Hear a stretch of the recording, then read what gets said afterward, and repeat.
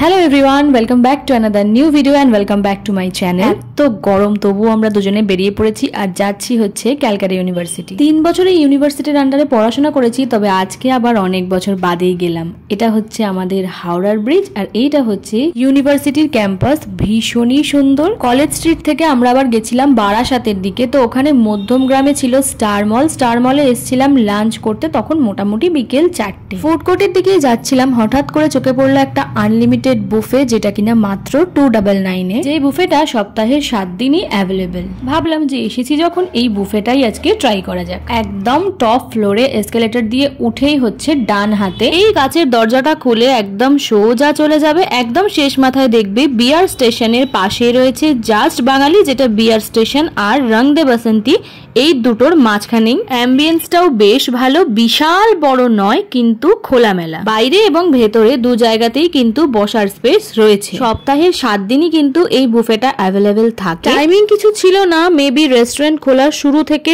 শেষ অবধি পুরোটাতেই হয়তো অ্যাভেলেবেল থাকে। উইকেন্ড হলিডেজেও এদের একটা স্পেশাল বুফে থাকে। যাই হোক, চলো এবার খাবার দাবারের কথা বলা যাক। যারা নন ভেজিটেরিয়ান তাদের জন্য স্টার্টারে রয়েছে চিকেন 65, সঙ্গে ফিশ চপ। ভেজেরও একটা ডিশ রয়েছে, সেটা হচ্ছে ভেজিটেবল কাটলেট। মেন কোর্সের শুরুতেই রয়েছে লুচি, আর আমি যেটা দেখাচ্ছি সেটা কিন্তু পুরোটাই নন ভেজ। ভেজের ব্যাপারটাই আমি পরে আসছি। লুচির সঙ্গে ছিল হচ্ছে এরকম সুন্দর একটা আলুর দম, আর এরপরে ছিল পিস পোলাও, যেটা দেখতে খানিকটা বিরিয়ানির মতন লাগছে, কিন্তু পোলাও যেরকম হয় মিষ্টি মিষ্টি একদমই সেরকম ছিল।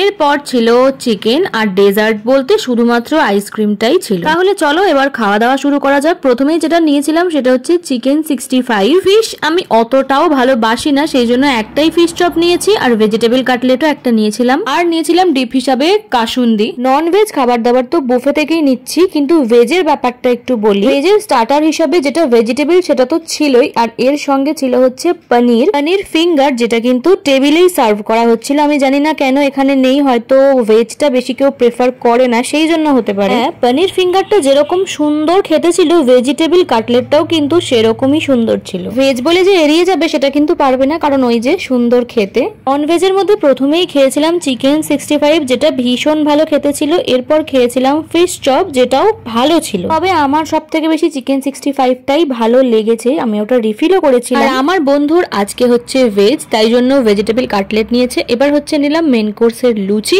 আর আলুর দম। লুচি আলুর দমটা আমি নিইনি, আমার বন্ধু নিয়েছে। ওর থেকে একটু খেয়েছিলাম, ভীষণই ভালো ছিল খেতে। আমি তো লাফিয়ে চলে গেছি পোলাওতে। পোলাও নেওয়ার পর নিয়ে নিয়েছি চিকেন কষা। মিষ্টি মিষ্টি পোলাওয়ের সঙ্গে এরকম ঝাল ঝাল চিকেন কষা আমার বরাবরই প্রিয়। বুফের সব থেকে বেশি সুবিধা হচ্ছে নিজের ইচ্ছে মতো, মানে পছন্দ মতো পিস গুলো নিয়ে কিন্তু দারুণ ভাবে খাওয়া যায়। যেমন আমাকেই দেখো লেগ পিস গুলোকে তুলে নিয়ে চলে এসেছি। পোলাওটার মধ্যে কড়াইশুঁটি ছিল, বিরিয়ানির মতো দেখতে, কারণ কেশর ইউজ করেছে। জানি না বাবা, ফুড কালারও হতে পারে, তবে যাই হোক খেতে ভীষণ সুন্দর ছিল। ও হ্যাঁ, এখানে কিন্তু বুফের পাশাপাশি আলাকার্টে আইটেমও বিভিন্ন রকম রয়েছে। আর আমার পাশের মানুষটার তো আজকে ভেজ খাওয়ার দিন ছিল।